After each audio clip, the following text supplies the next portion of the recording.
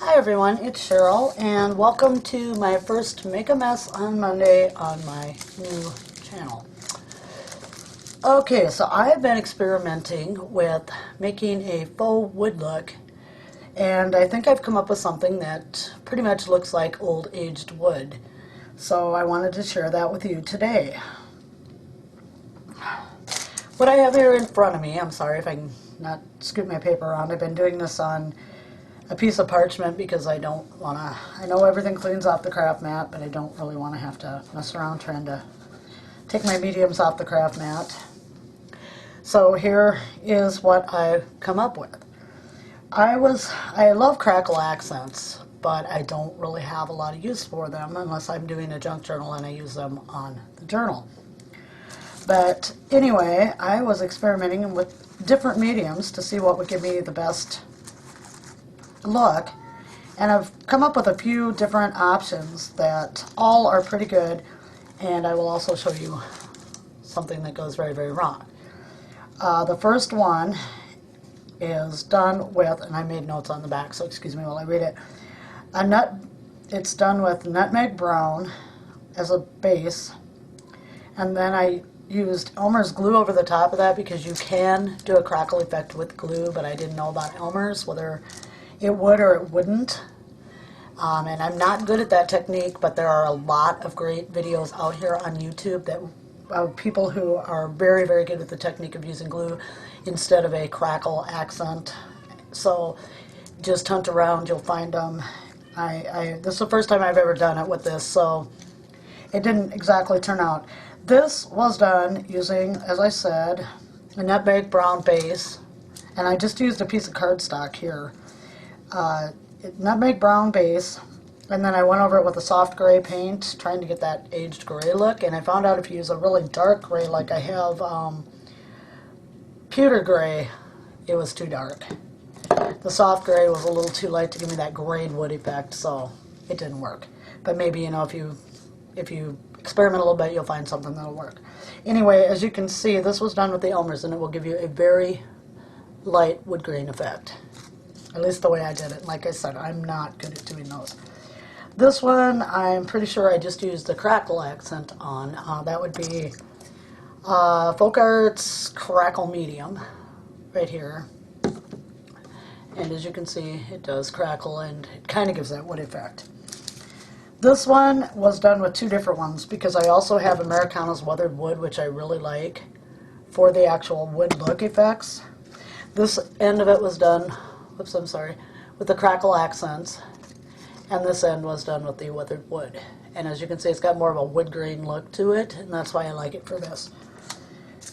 Although I have seen wood, and I believe it's the old finish on it that makes it kind of crackle like this. This one was done with the tacky glue as the crackle medium. I did a gold underneath, and I believe it was Becky of Aunt Beck's Creations one time was wondering why you couldn't get the, like if you put a base coat of a color on and then you put your crackle effect on and then you put your metallic on, which I think would be an awesome look. She was wondering why you couldn't get the metallic to crackle, and I think I figured it out by accident, because I don't pay a lot of attention to my what I'm using a lot of times, but this is a gloss acrylic, and I think the gloss acrylic truly does have something to do with whether or not you're going to get the crackle effects because of whatever the medium is they use for the gloss. But this one was done with tacky glue, gold, and then I used an ivory white over the top, and the ivory white also is a gloss, and I didn't notice, so this is what I got with that. And again, and my outer covering is tea bags, used tea bags, like the big ones that you use for solar tea or sun tea. And I put two together, so it kind of gave me that look of two boards being, you know, put together, like in an old fence or something.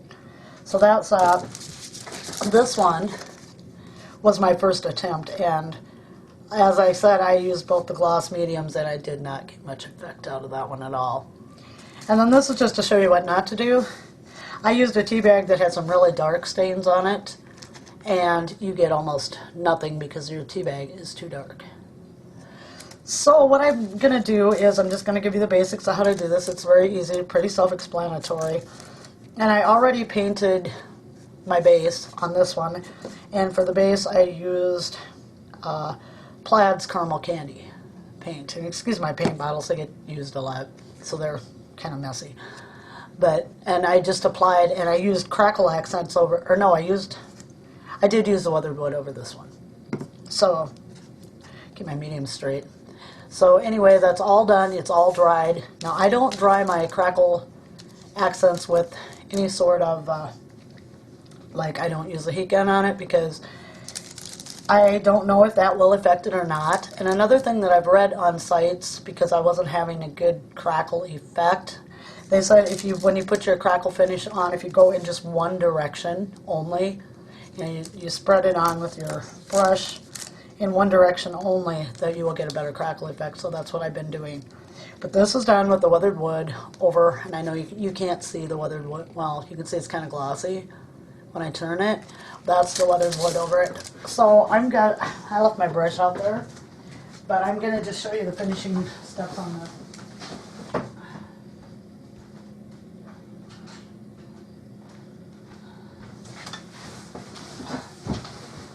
Sorry, I had to leave my craft room, and out of habit, I automatically shut lights off. So I'm trying to break that one. I'm sorry about that.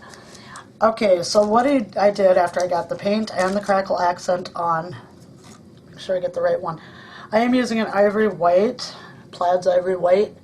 This is not a gloss. So, and your crackle effects will take place when you put the paint on. Right now, it just looks like a glossy substance over the top of the brown paint. But when you put your paint on, that's when your crackles will show up. And I also paint my paint in one direction. I don't know if that has anything to do with it, but I do. So, and I don't spread my paint too thick because I don't know if a buildup of, I haven't experimented to that point, but I don't know if a buildup of the paint will make it harder to crackle, to give that effect. So anyway, here it goes, and it's going to crackle right before our eyes. And while that's going, I am going to go and wash my brush out. I don't know if I can zoom it in enough, but, whoops, wrong way. You can watch it crackle. Get it out here. But as you can see, the crackle effects are already starting to take. Oops, did it again.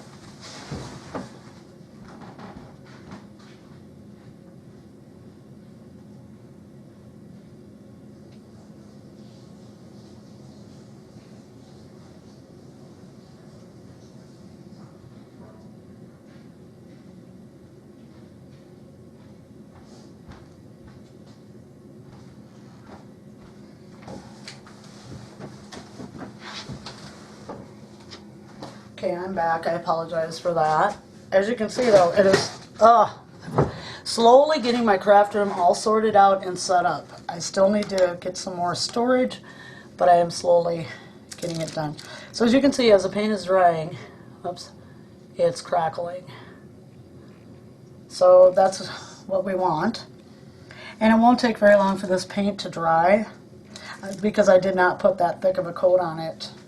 And I found that doesn't really matter when you're doing this. In fact, probably if you want that wood look, the thinner the coat, the better, like one coat, because then a little bit of your brown from the background is going to show through.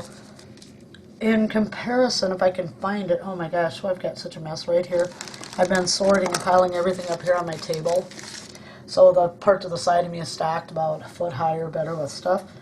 I have a piece of wood here that my brother had sawn, and it's very thin. Kind of like the old veneers. So oops, I'm sorry. So I'm going to show you that when you compare the colors of the wood, mine's a little darker, but depending on the age of your wood, it's going to be darker if it's older wood. So it's pretty close, and you can see the graining. This one's got saw marks, but you can see the graining is similar. Whoops, I got going the wrong way. Okay, there we go. The graining is similar. So I was really happy with this effect, and I believe the paint, because it was such a thin coat, is dry. And so what I do with that now is I take this, I've just got a piece of a tea bag, I've got to get this. I've got it zoomed in so far that locating exactly where to put it is kind of a problem. But I've got just a tea bag here that's been used, and it's not overly dark, but it does have the one dark spot, which a lot of times can look like a knot hole, so that's good. So now I'm just going to take Mod Podge, and I'm just using matte. If you wanted a shinier looking wood, you could always use the glossy Mod Podge, but I am using just the flat, and I'm going to apply, my paint is dry, I'm going to apply a liberal coat of that over the top of this. I am going to lay down my tea bag and try to get it as smooth as possible, but a wrinkle or two isn't going to matter. And I'm just going to lay that down over the top. And I tried washing out a tea bag that was too dark, hoping I could salvage it and use it. It didn't really work. It didn't wash out that much. Okay, and I'm just going to give it a coat of Mod Podge, which also does not take long to dry. So I'm going to go wash my brush out. My nearest facility is my kitchen sink, so I will be right back.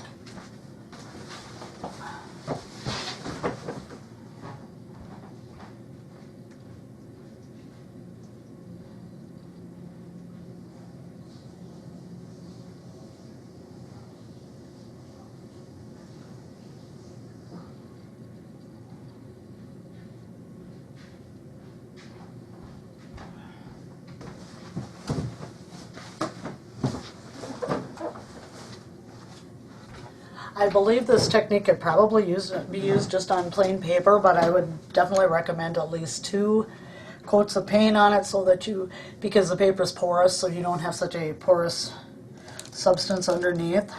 And right now, you'll see this doesn't look like much. It looks like a mess with some Mod Podge on it, and that's why it's on Make a Mess on Monday, because it can get rather messy. I was going to show you the difference between the weathered wood and the crackle medium. And there is a little bit of a difference. The weathered wood, oh, do I have anything in here I can grab a little bit out with? Let me see. Looking for something like an old pencil or something like that. Here's a bamboo skewer. All right. Oops. Okay. The weathered wood is thick. It's thick looking. I mean, and it looks like it's running pretty good. But the crackle accents is just a little bit thinner. It's got a little bit different consistency to it, and either one is a very good choice. My Mod Podge is drying, and I have dried this with the heat gun, so that, I know you can do the upper layers with the heat gun for sure, or you can dry your paint with the heat gun. I just don't do it with my crackle accents because I'm just not sure. And the crackle accents, let me dip this side in. Today my Mod Podge is drying a lot slower, but it's really rainy here.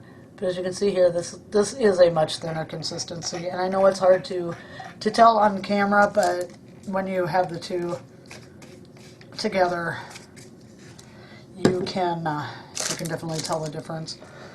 The weathered wood I got at Michael's, and it is a little expensive, but if you use like your 40% off, or you get a 50% off offer, it's not that bad then. I think regularly it retailed for like $8.99 or $9 something. I know this has been a few years ago though. I've had this for about 3 years. Oh, do I want to plug my heat gun in? Yeah, let's speed this process up so this video doesn't go too long. I'm gonna make a little bit of noise here drying this. So excuse the noise. I like to let my stuff dry naturally, which a lot of times I get very impatient about it, but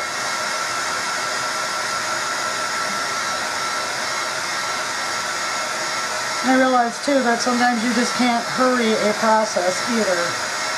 So I'm going to do that just for the sake of